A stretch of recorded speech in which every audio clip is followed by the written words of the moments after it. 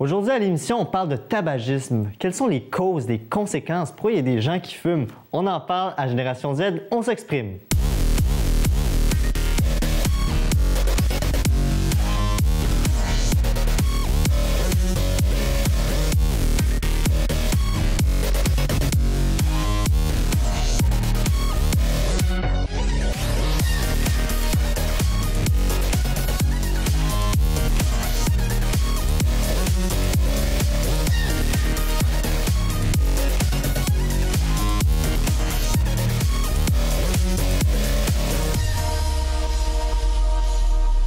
Et avec nous pour en parler, je reçois Nour, Kim et Virginie. Re-bienvenue à l'émission.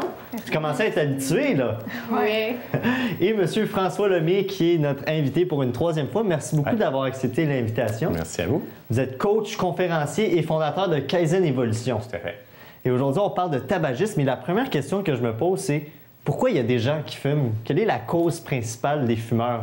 Voici ce que les jeunes nous ont répondu. Ben, en fait, c'est pour le stress. En fait, l'école me stresse beaucoup. Puis à part ça, je fume pas. Fait que c'est bizarre, hein? Je fume même qu'à l'école, oui. J'imagine parce que c'est cool. C'est arrivé comme ça quand j'étais jeune, là, dans le fond. Sécurité personnelle, ben ça commence par l'influence aussi, là, mais après quand t'es habitué, ben, c'est plus dans le mental. Tu penses que t'as besoin de ça, genre. Effectivement, il y a de nombreuses causes, mais avant de vous poser la question, je vais vous dire une statistique. Selon Santé Canada, en 1999, il y avait 25 % des gens qui fumaient et en 2012, seulement 15 %. Donc, quand même, ça a presque diminué de moitié. Est-ce que cette statistique vous surprend? Non, pas vraiment. Avec tous les avertissements qu'il y a sur les paquets de tabac, je pense que ça a dû faire peur aux consommateurs un peu. Et tous les messages qu'on entend parler, comme à la radio, à la télé, comme « fumer, ça donne le cancer ». Tu sais, je pense que ça a vraiment comme touché le monde puis que ça a fait comme « OK, on va peut-être diminuer ». Puis aussi le fait que, comme, il y a du monde qui disent que c'est cool de fumer, mais comme, tu sais, on a développé pas une crainte, mais comme une crainte. Comme un signe d'alerte, là. C'est ça. Contre la cigarette, donc on était comme, non, on n'en prendra plus. Non, tout à fait. Et justement, en parlant des jeunes qui fument, 30 % des fumeurs ont entre 15 et 24 ans. Vous, Virginie et Nour, qui êtes dans le milieu secondaire, est-ce que vous voyez des jeunes de votre âge ou même plus jeunes ou plus vieux qui fument? Tous les jours. Tous les jours? Malheureusement. Oui. Malheureusement. Ouais. Puis est-ce que c'est des jeunes de secondaire 1, 2, de vous comme 3 ou 4, 5? Ben, généralement, ça commence vers secondaire 2. Moi, sérieusement, je sais pas ce qui s'est passé en 2 années, là, mais comme quand moi j'étais en secondaire 2, c'était souvent les secondaires 2 qui commençaient, tu sais, comme « Ah, c'est chill de faire ça ». Mais cette année, sérieusement, à mon école à moi, c'est juste les premières secondaires qu'on voit essayer, puis on voit des gangs de secondaire 2 partir, puis pas seulement la cigarette. Mais vraiment, ça commence à être de plus en plus jeune. OK. C'est dommage. Puis est-ce que vous vous êtes fait offrir une cigarette une fois ou... Moi, c'est déjà arrivé, mais à chaque fois, je fais comme « Arc, non », là, puis je m'en vais. Ah, c'est ça. C'est la bonne décision à prendre. Mais malheureusement, il y a beaucoup de jeunes qui, par simple curiosité, veulent essayer la première cigarette, ou ça peut aussi avoir l'effet comme, par exemple, le groupe. Par exemple, si quelqu'un est dans un groupe qui fume, bien, il va être porté à fumer aussi. Selon vous, M. Lemay, quel impact ça a justement à l'école des jeunes qui fument? Mais selon moi, je pense que c'est le premier critère, le sentiment d'appartenance, hein, faire partie d'une gang, d'un groupe, des gens qui fument. Maintenant, par rapport à mon temps, dans l'ancien temps, nous autres, nos parents fumaient, tout le monde fumait. Les statistiques me surprennent, j'aurais pensé que c'était plus que 25 %. Mais tout le monde fumait maintenant. Il y a de moins en moins de gens qui fument, mais souvent, on voit les gens un petit peu plus jeunes. Mais pour faire le trip, développer le sentiment d'appartenance, je pense que c'est un critère majeur. Ouais. Je pense aussi, corrigez-moi si je me trompe, mais les jeunes qui veulent fumer, c'est un peu pour contester l'autorité. Ah, ben le tabac, c'est seulement les 18 ans et plus. Mais gars, moi, là, je suis pas un enfant, je suis pas un ado, comme ils se considèrent déjà adultes au secondaire. Mais c'est toujours ça, je veux dire, tu dis qu'à quelqu'un, non, fais pas ça, ben c'est sûr qu'il va le faire, tu sais, je veux dire. Il veut être rebelle, il veut se penser hot pour que justement sa gang fait comme « Oh, lui, il le fait, OK, il est plus hot que les autres », tu sais, c'est vraiment... c'est ça. Je veux dire, quand t'es jeune, tu veux être plus haute que tout le monde, fait que t'essaies de faire des trucs plus haut que t'as pas le droit normalement, puis tout. Je crois que c'est vraiment plus ça. J'imagine à l'école, ça se passe comme ça. C'est interdit de fumer, mais les jeunes, souvent, ils sont comme baveux, machos, puis ils vont fumer juste à l'entrée de l'école, là. Puis pourtant, ils n'ont pas le droit. Oui, ils n'ont pas le droit, mais T'as même... toujours des limites, dans le fond. Ouais. Même à ça, sur le terrain de l'école, là, mon école à moi, il y a le terrain de l'école, puis il y a le trottoir. Tant que tu es sur le terrain de l'école et sur le trottoir, tu n'as pas le droit de fumer là, mais il y a plein de monde qui le font. Nous, ils ont le droit sur le terrain, mais même à ça, dans l'école, pour monter au deuxième étage, il y a comme, tu sais, les escaliers. Dans les escaliers, à chaque fois qu'on veut monter, il y a de l'odeur de la cigarette. Et tu peux deviner qu'il y a des jeunes qui fument là. Oh mon Dieu, est-ce qu'il y a une intervention? Est-ce que le personnel de l'école s'occupe de ça ou ils s'en foutent, ils savent que les gens ils fument à l'extérieur, donc ça leur dérange pas? Je crois que oui, puis je crois qu'ils savent c'est qui, là, mais je sais pas, je crois qu'ils attendent d'intervenir vraiment plus précisément. Ouais. Puis effectivement, il y a une autre cause pourquoi les gens y fument. Il y en a qui disent que c'est pour libérer son stress, se reposer. Est-ce que c'est vrai, ça? Bien, c'est une addiction, en quelque part. Hein? Puis souvent, ça fait décanter, ça fait respirer, tout simplement. Hein? Juste prendre la cigarette, ça te fait respirer consciemment. Donc, on le voit après souvent, certaines activités, les gens vont fumer. On parle de tous les fumeurs. Souvent, quand ils arrêtent de fumer, mais la bonne cigarette, ils l'auraient pris après avoir fait certaines activités. Notamment après avoir fait l'amour, pour certains, ils vont dire j'aurais pris une bonne cigarette pour décanter. Ou quand le stress est élevé, il me semble que je fumerais. C'est toujours plus difficile. Ce serait pas, par exemple, plus psychologique? Ah ben oui, c'est clair. C'est de l'addiction. C'est effectivement l'addiction. Oui, mais l'addiction, il faut dire que c'est par rapport aux produits qui sont en dedans, mais c'est vous, M. Lemay, qui êtes dans le coaching conférencier. L'addiction, c'est pas par rapport à un produit. L'addiction, c'est par rapport à la sensation que le produit me donne. Donc, j'étais addict par rapport à je me sens bien quand je fume. Je sens que je décompresse. Je sens que je me libère. C'est ça, l'addiction. L'addiction, mettons qu'il y a un sentiment d'appartenance, mais les gens m'aiment si je fume. Mais l'addiction n'est pas parce que les gens, à cause que je fais partie d'un groupe, mais bien parce que je me sens bien quand je fais partie d'un groupe. Donc, c'est là qu'elle est l'addiction. Et toi, Virginie, est-ce que tu penses que c'est vrai quand quelqu'un a eu, par exemple, une grosse journée, ça prend une cigarette, puis là, il relaxe? Ça a-tu vraiment rapport? Moi, je pense, pour moi, ça n'aurait vraiment pas rapport. Mais tu sais, comme s'il y a une personne qui fume, c'est quasiment toute sa vie, peut-être qu'elle, comme vu que c'est rendu une addiction, c'est comme rendu comme pas un besoin pour elle, mais un besoin nocif. Mais moi je pense oui pour les addictions, mais non pour moi. Mais c'est ça, parce qu'avec le temps, il y a une addiction, mais pour les jeunes qui se disent j'ai hâte que le cours finisse, prendre ma pause et aller fumer ma cigarette. Non, ça a l'air juste, désolée de le dire comme ça a juste l'air idiot. Moi, d'après moi, c'est ça, c'est mental, mais... C'est un pattern, hein? Si on répète la même affaire, c'est la même chose. C'est ça, c'est un quotidien, je veux dire, c'est ce que tu fais tous les jours. Je vais à l'école, bon, c'est ma pause, à sa pause, il va fumer. Tu sais, je veux dire, à un moment donné, il est tellement habitué que c'est comme une drogue, je veux dire, il n'a pas le choix, il en a besoin. Puis là, dans son tête, il se dit, si je ne l'apprends pas, il ne filera pas. Fait que ça vient tellement comme un cercle vicieux. Hein. Il y en a qui vont prendre de la bière, il y en a qui vont prendre des Red Bull, il y en a qui vont... C'est exactement la même affaire, le même pattern. Quand je vais faire ça, boum, j'ai besoin de ça. Donc, en gros, addiction, on peut aussi parler de dépendance. Les gens... il y a du tabac dedans, tu sais, je veux dire, t'as de la nicotine, t'as tout pour que tu sois... il y a de l'ammoniac, il y a plein de... t'as tout, mais tu sais, je veux dire, t'as la nicotine, justement, qui fait que, tu sais, ça te crée une dépendance, comme du café quasiment. Mais si c'est juste la nicotine, pourquoi les jeunes, ils prennent pas un paquet de gomme à la place de Nicorette, à la place de fumer, si c'est juste la... C'est plus frais. Parce qu'ils se trouvent plus hot en fumant, tu sais, je veux dire... Si tout le monde prendrait un paquet de gomme, tous les jeunes prendraient un paquet de gomme. C'est une mode. Déjà que les jeunes, ils mangent de la gomme pendant la classe, ils pourraient pas faire ça. Je dis pas que c'est bon. C'est bon, à mon avis, parce que j'ai vu du monde, justement, que ils vont aller s'acheter des trucs ou des inhalateurs, des trucs que tu fumes, puis c'est juste de la nicotine. Puis c'est vraiment... eux, ils trouvent ça vraiment dégueulasse. Fait que justement... tu sais, c'est pas bon. Puis la cigarette, pour eux, c'est comme moins dégueulasse. Fait qu'ils iront pas prendre de quoi que pour eux, dans le fond, ils ont même pas le goût, là. C'est un peu comme tu as dit tantôt, l'interdit. Tu sais, on peut pas de prendre la cigarette, c'est pas nécessairement bon. Comme la malbouffe, on sait que c'est pas bon. Comme la liqueur, on sait que c'est pas bon. Mais on en prend quand on en a besoin, on veut y aller, tu sais. On se parle souvent de la première cigarette. Ouais. Est-ce que vous croyez que les gens peuvent tomber accros à la cigarette dès la première cigarette ou ça peut prendre, par exemple, 3, 4 ou même un paquet avant de tomber dépendant à ça? Je crois que ça dépend. Je crois qu'il y en a que... Peut-être que ça va avec le système aussi de la personne. Je sais pas. Je sais qu'il y en a qui vont en prendre une, puis à mon avis, ils vont en reprendre un autre, puis finalement, ben ils vont tellement en avoir pris que oui, ça va commencer. Mais je sais pas si ça en prend juste une. Ça va dépendre du monde, là, à mon avis. Là. Moi, je crois pas. Moi, je crois plutôt au contraire que la première, elle est plus déplaisante. Puis là, il faut que tu en prennes plus pour aimer ça.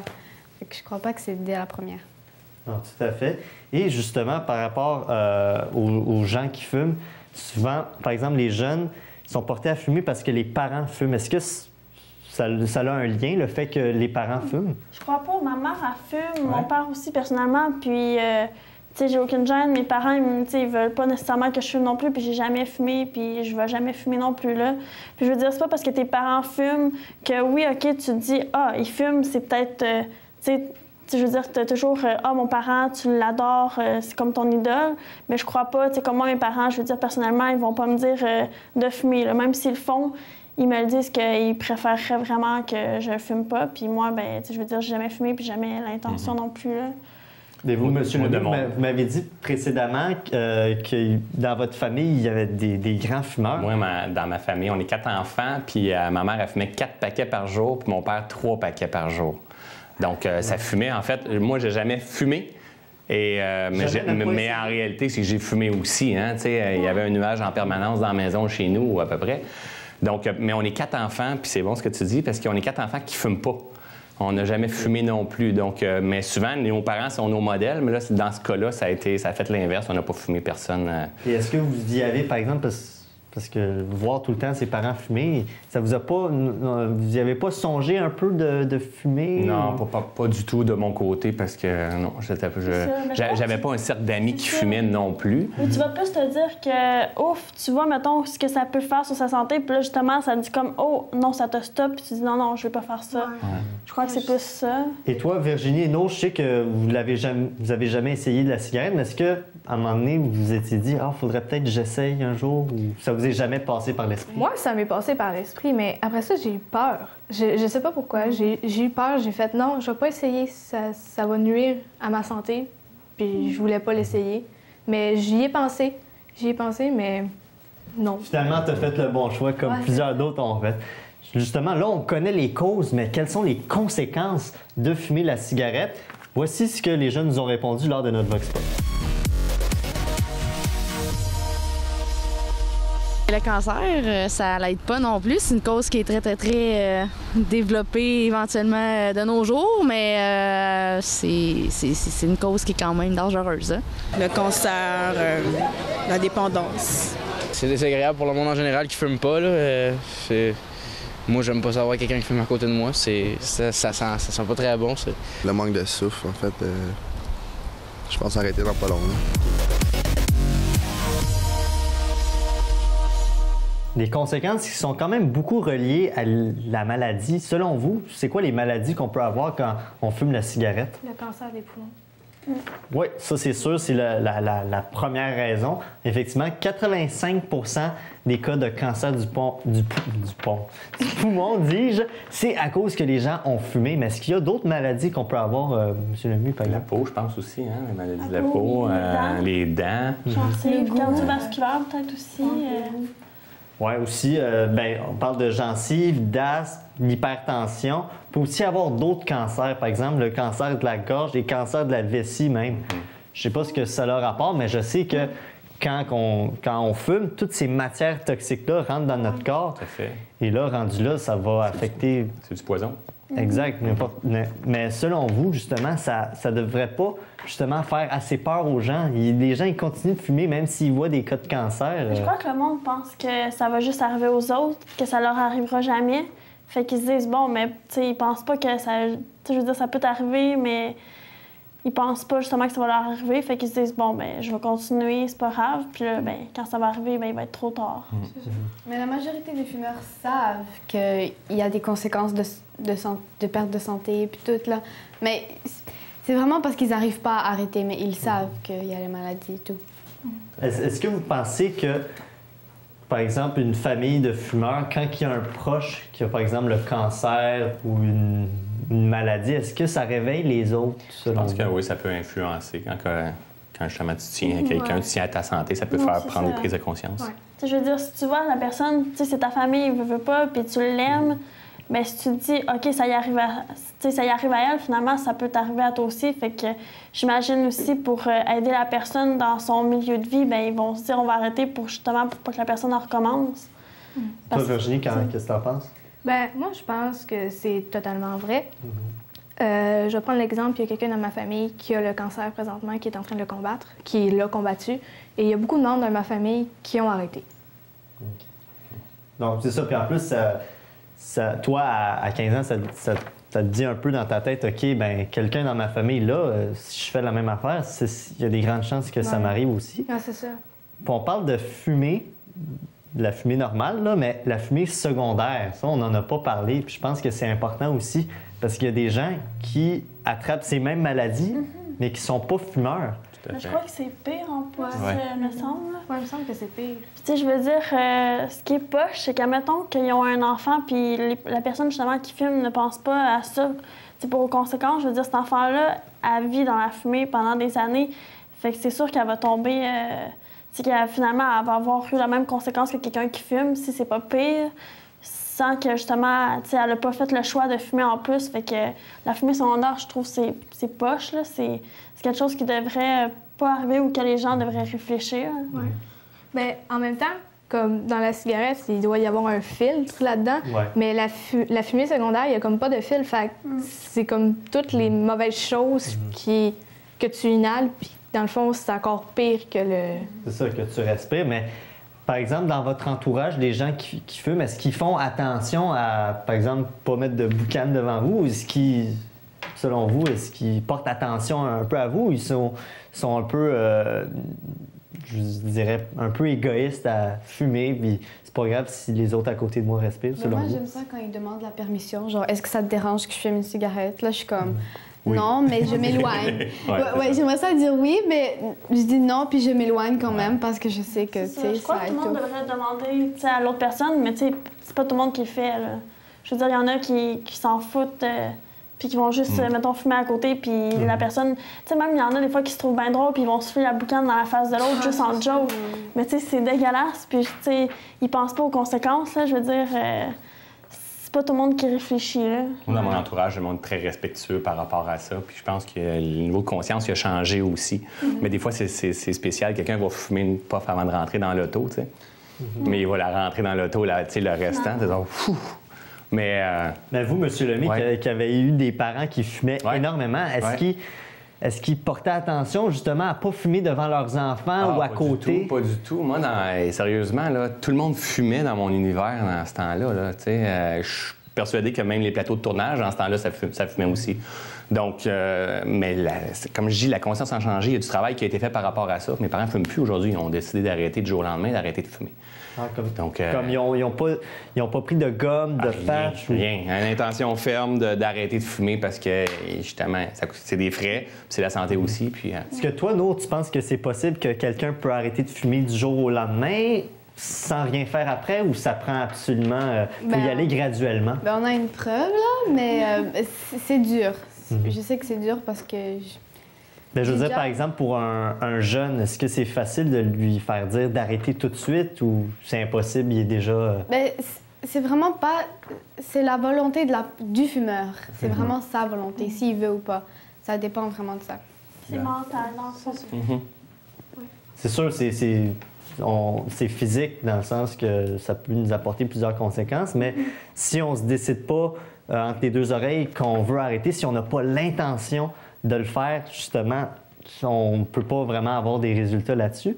Justement, ça m'amène à me poser comme question, qu'est-ce qu'on peut faire? Quelles sont les différentes solutions pour lutter contre le tabagisme? Voici les réponses de notre Vox Pop.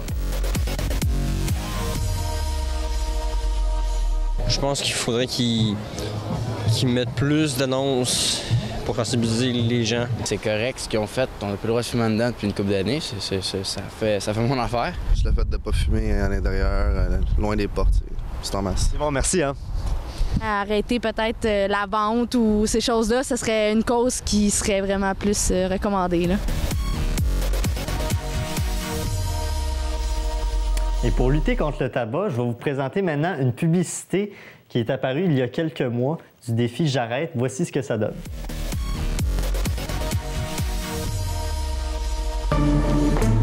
Tu fumes encore, toi?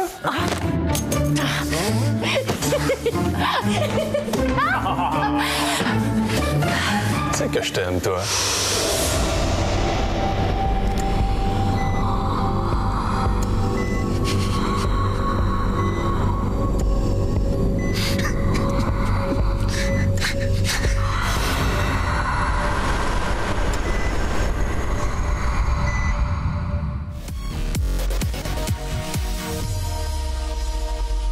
Une pub qui était quand même très controversée.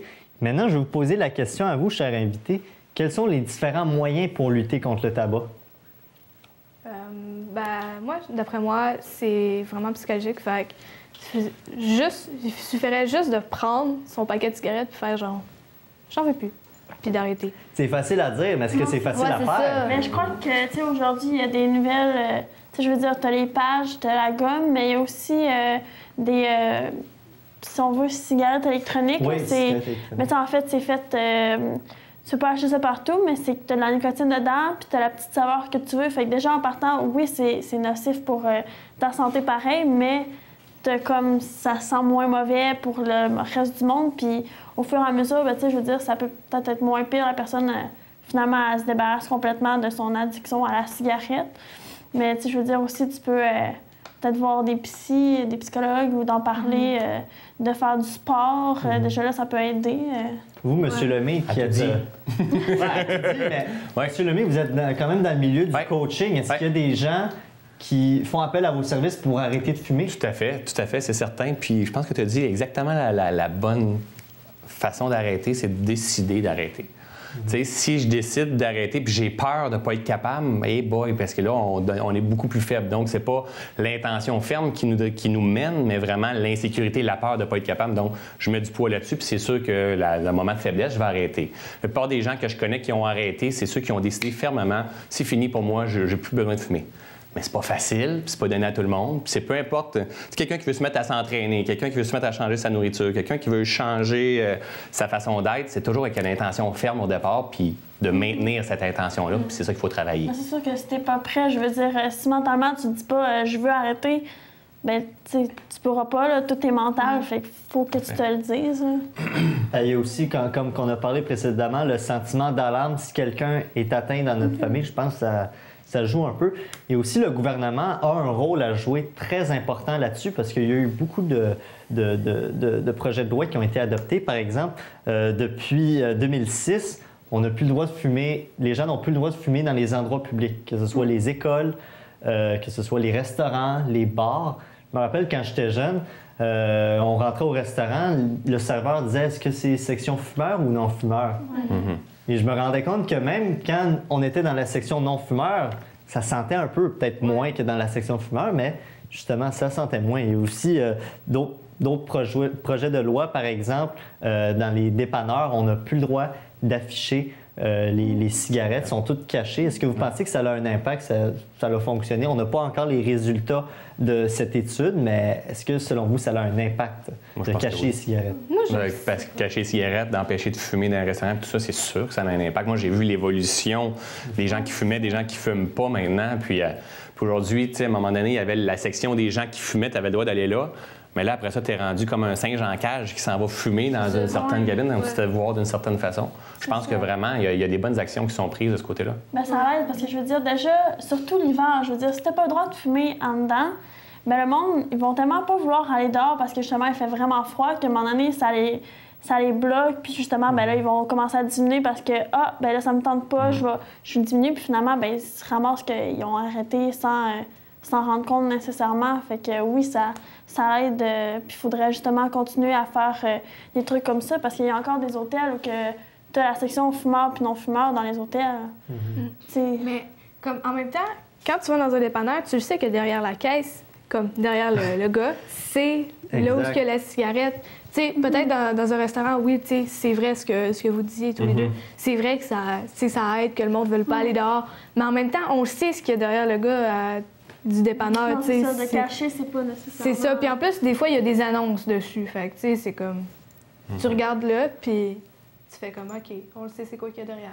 Et par rapport au paquet de cigarettes ou de cigares, des fois, il y a des images de bouche, de langue, de dents qui sont vraiment pourries. Permettez-moi l'expression. Est-ce que ça a un impact? Est-ce que ça fonctionne, selon toi, ces images-là? Oui, moi, je crois que ça a un impact. C'est vraiment une bonne idée de mettre les avertissements sur le paquet. Je veux dire, ça te donne... OK, ouais, c'est vrai. En fumant cette cigarette, je pourrais avoir ceci ou cela. Mais même à ça, les gens continuent à acheter les paquets de cigarettes. C'est qu'ils vont virer le paquet. J'en ai vu souvent faire ça. Ils vont virer le paquet ou acheter quelque chose d'autre. C'est ça qu'ils vont. C'est ça. Fait que ils se disent bon arc, mais ils vont acheter un paquet différent qu'ils vont pouvoir les mettre dedans ou ils vont juste le virer pour pas le regarder. Fait que oui, c'est bon par contre, mais est-ce que ça va changer? Peut-être pas assez. Est-ce qu'il faudrait resserrer les lois, mettre des lois plus strictes selon vous? Oui. Comme quoi, par exemple? Comme je sais que c'est déjà une loi, mais au-delà de 21 ans, puis que de pas aller chercher la cigarette. Parce que moi, je sais qu'à mon école, il y a des personnes qui réussissent à se procurer de la cigarette, puis c'est pas les plus jeunes. C'est souvent des secondaires 5 ou des secondaires 4 qui vont les revendre dans l'école. Ouais. Non, c'est ça. Tu sais, 21 ans au moins, comme... Mais, ouais, 21 ans au moins. Parce que c'est ça, aux États-Unis, à 18 ans, on peut fumer, mais on ne peut pas boire. Est-ce qu'il faudrait faire comme un peu le contraire, par exemple au Canada, que les gens peuvent boire à 18 ans, mais s'ils veulent fumer à 21 ans? Ouais. Je crois que les deux, tout ouais, ben aussi. Dans le meilleur des mondes, ce serait de l'interdire, hein? Oui, aussi. On sait que c'est poison, tu sais. Donc, on pourrait je crois limiter la consommation. Limiter la consommation, mais je ne pense pas. Je suis un peu pessimiste dans mon propos parce que ça rapporte de l'argent avec les taxes. Mais ça coûte beaucoup. C'est pour ça qu'ils ont fait beaucoup d'efforts, c'est parce que ça coûte beaucoup d'argent avec les hôpitaux, par exemple. C'est ça qui a fait qu'ils ont bougé, parce que ça coûte plus que ça en rapporte versus l'essence. Mais en même temps, est-ce qu'il faudrait complètement abolir le tabac au Canada? Moi, je pense pas que ça l'arrive, là, mais... Je crois que même si ça l'arrive, c'est comme n'importe quoi. Je veux dire, la drogue, c'est illégal, puis ils s'en procurent pareil. Fait que c'est comme de dire non, ils vont le faire pareil. Exactement. Mais je vous remercie beaucoup d'avoir assisté à l'émission. C'est un sujet quand même très controversé, mais j'imagine que plus les années avancent et plus on est sensibilisé à cette cause qui est malheureusement très nocive aujourd'hui de nos jours. Merci beaucoup à Nour, Virginie et Kim d'avoir assisté à l'émission. Monsieur Lemay, on vous a revu encore. Comment on peut faire pour vous rejoindre si jamais on veut avoir vos services? FrançoisLemay.ca sur site Internet. Tout est là. Exact. Parfait. Aussi fondateur de Kaizen Évolution. Je vais vous poser la question de la semaine qui est est-ce qu'on devrait abolir le tabac au Canada? Donc, allez aimer notre page Facebook Génération Z, on s'exprime et répondre à notre question. C'était la dernière émission de la saison de Génération Z, on s'exprime. Sur ce, je vous souhaite une très belle fin de saison à l'antenne de TV Laval. Bonne fin de journée tout le monde. Bye bye.